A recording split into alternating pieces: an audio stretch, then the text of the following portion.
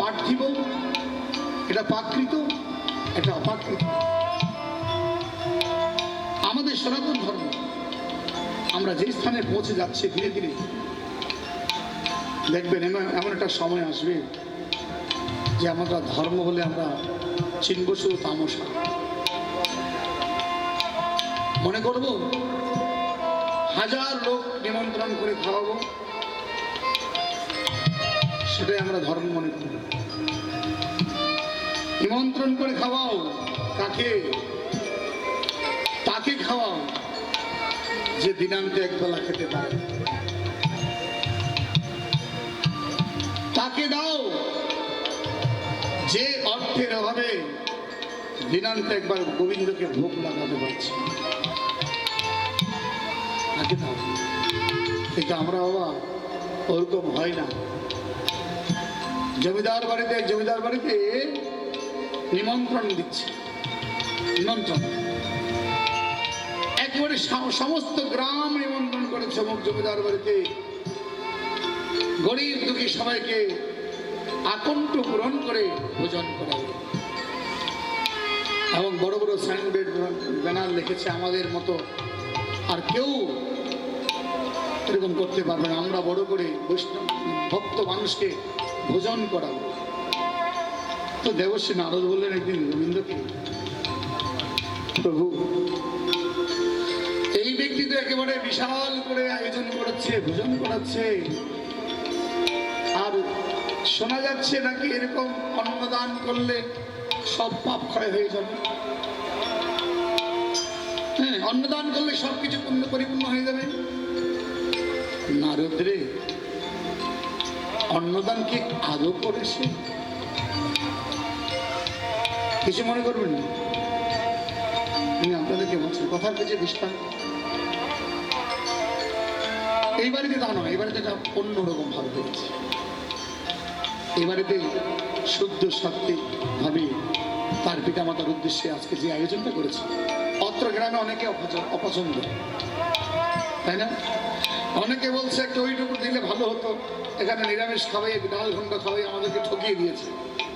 এরকম এই গ্রাম অনেক আছে। আজকে যেখানে নিরামিষ করেছে এটা অনেকে পছন্দ হয়।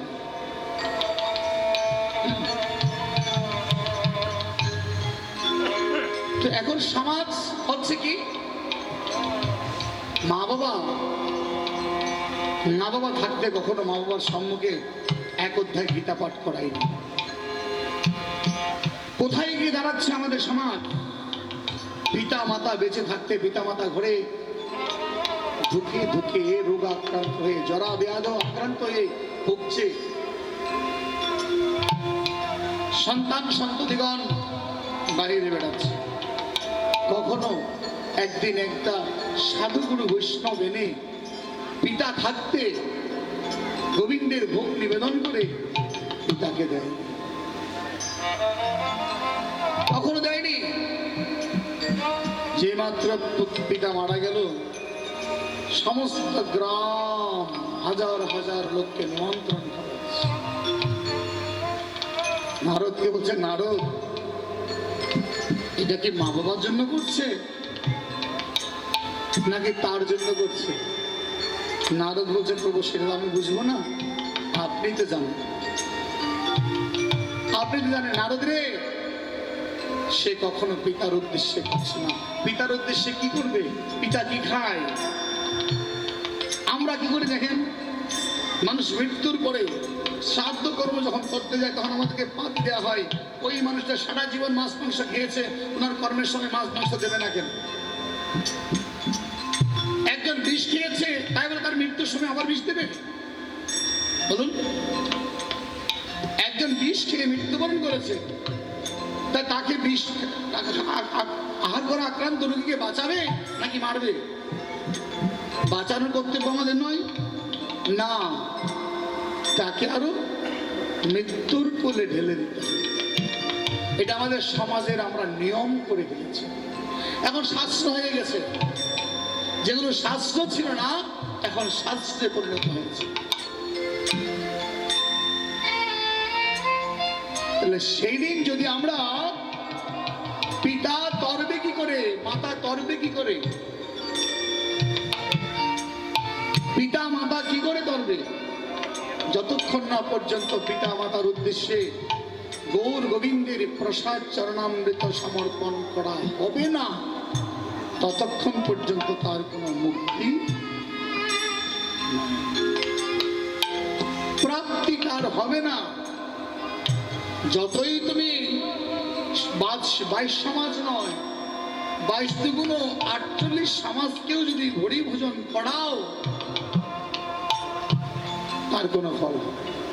হ্যাঁ, ফল হবে কি জানেন? তোমার নাম হবে, প্রতিষ্ঠা হবে।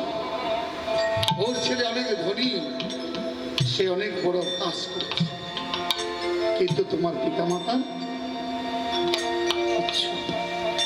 কিন্তু আজকে এই বাড়িতে এই অনিমা দাসের ক্ষেত্রে সেটা নয়। তার কাজগুলো হয়েছে শুদ্ধ সত্যে। আর আজকে ভাগবত কথা শুধু অনিমা দাস শুনছে না, এই ভাগবত কথা অনিমা দাস শুনছে না, এই অত্র গ্রামে কত মহিষে কত মানব সাহিত্য